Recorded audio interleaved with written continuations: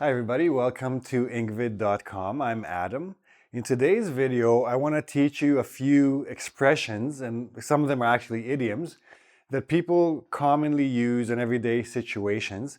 And as with most idioms and cultural expressions, if nobody explains to you what they mean, they're very difficult to guess at. So I'm going to tell you what these 10 expressions mean and in what context you can probably use them. Most of these you will not use in writing. They're pretty informal, but they're good to know for everyday situations. So we're going to start with to butter someone up. Butter being a verb. Actually, I should mention that here.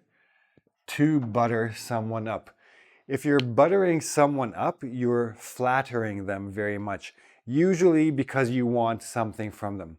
So you would butter up your boss, you would butter up your teacher, you would butter up a coworker, and then later you will ask for some sort of favor. So if you think about a piece of bread and you put butter, it's nice and smooth and soft, you're making them feel comfortable and tasty and whatnot.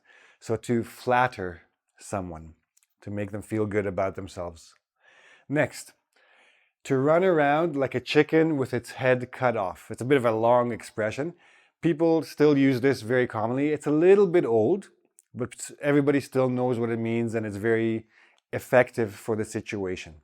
So if you think about a chicken, if you take a chicken and cut its head off, it will continue to run around on the ground even though there's no head.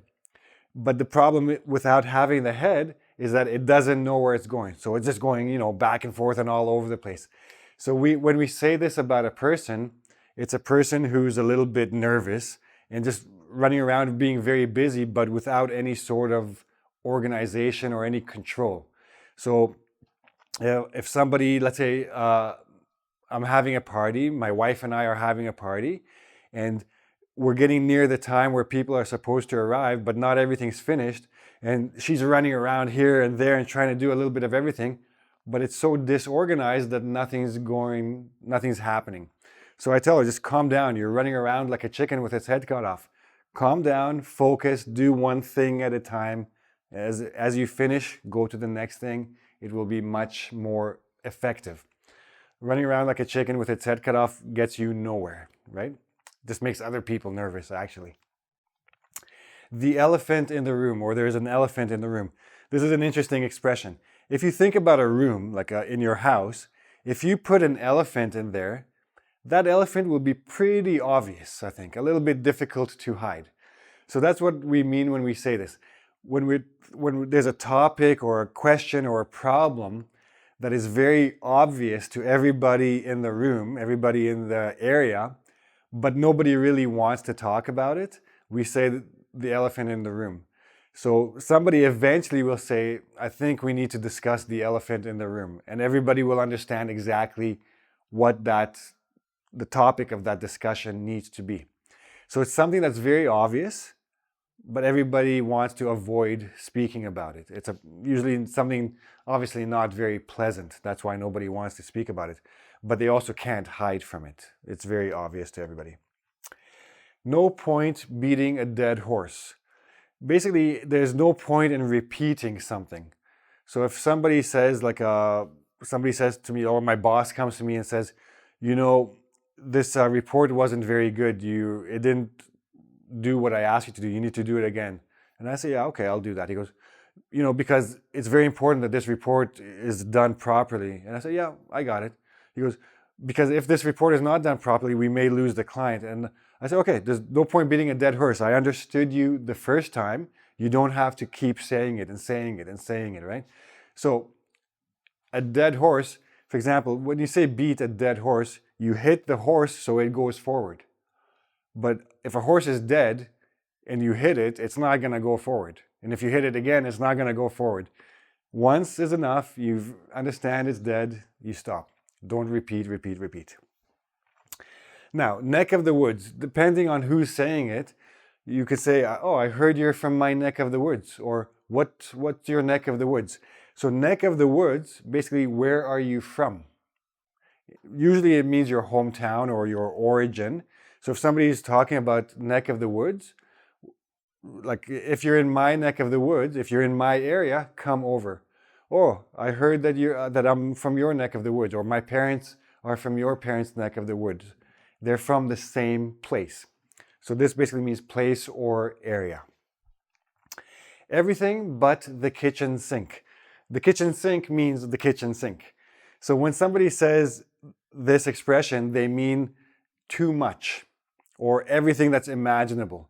So let's say I'm going on vacation with my wife, my girlfriend, whatever, and I pack a small bag. We're just going for a week to a beach. We're gonna just sit on a beach every day. I don't need very much. I need a bathing suit and I need some sunscreen. My girlfriend, on the other hand, packed a huge suitcase plus a carry-on plus another purse plus. So I say to her, like, you have everything but the kitchen sink in here. Just pack smaller.